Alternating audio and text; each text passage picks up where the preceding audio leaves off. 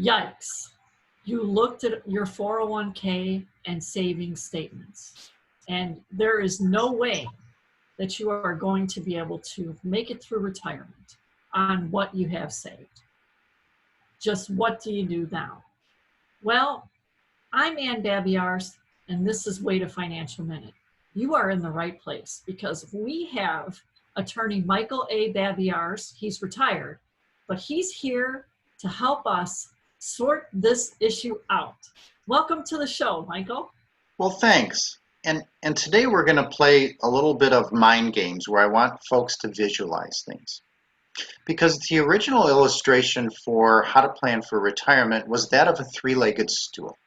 The three-legged stool was one part Social Security, one part private savings, and originally one part pension, that third leg, as it will, being replaced nowadays by things like IRAs and 401ks. But as we all know, a three-legged stool can be a little bit wobbly. What's more secure? Maybe instead of sitting on that three-legged stool over there, you could have a four-legged chair. How about a fourth leg or a fourth pillar of support for you in your retirement?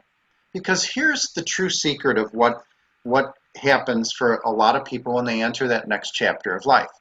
There's no big mystery as to why the age 65 was originally picked for the original retirement age of Social Security back in the 1930s. A lot of people didn't live that long. Those evil politicians. Back then, even then, they were evil, weren't they?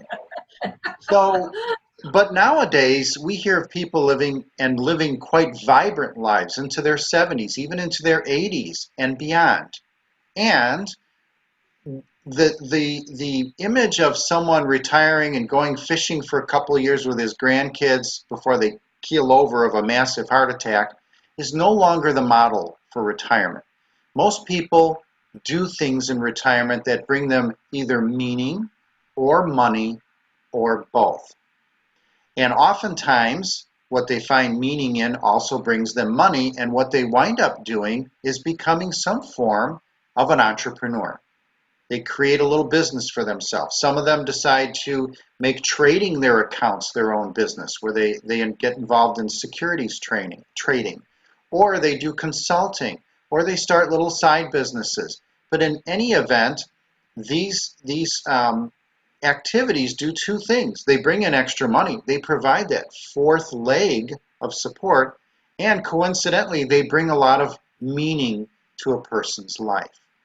So this is another one of those mindset shifts that a lot of folks, if they made looking towards their retirement, might make them feel a little bit more comfortable. Instead of saying, oh gee, I'm just going to go play golf or go fishing all day long and I'm going to run out of money because my three-legged stool isn't solid enough, consider the four-legged chair instead. And you know what? You'll probably have a more rewarding life, a more enriching life, a more meaningful life, and a more abundant life on all levels. And this thing is key, especially for people of modest means. You know, yeah, the millionaire wants to have meaning in his life too, but he or she may not need the income as much.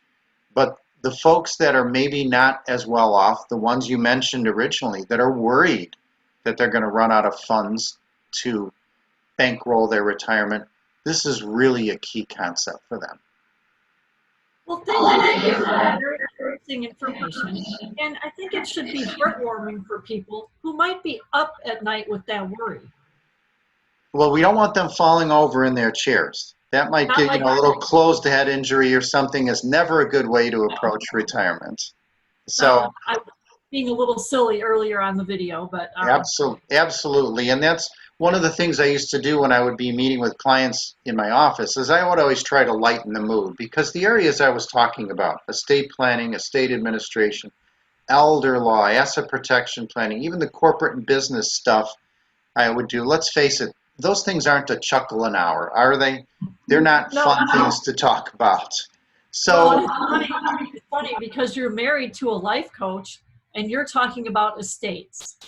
Yeah, so I kind of take the life coach as it's on the other end of the spectrum, perhaps, when I was in practice. Now, I don't practice anymore, I'm retired, so I don't give legal advice, don't meet with those clients anymore, don't do anything like that.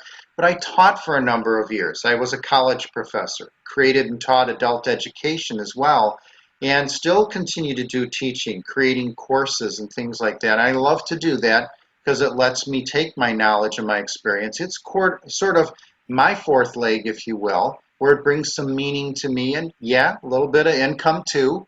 And I'm glad I can help folks with chats like we have today, or maybe even courses that I know you're going to tell the audience about here. Yes, and below this video, you will find a link to the Protect Yourself and Your Assets course. And you can click on there, and if you want to sign up, there's a lot more information out there for you. And if you liked this video, please don't forget to hit like, subscribe, and ring the bell for future ones. Because if you thought this one was entertaining, we've got a lot more for you out there. Oh Thank you boy, so much for tough being act on to the follow. show. Thanks for being on the show today, Michael, and thank you, audience, for watching. We look forward to the next time.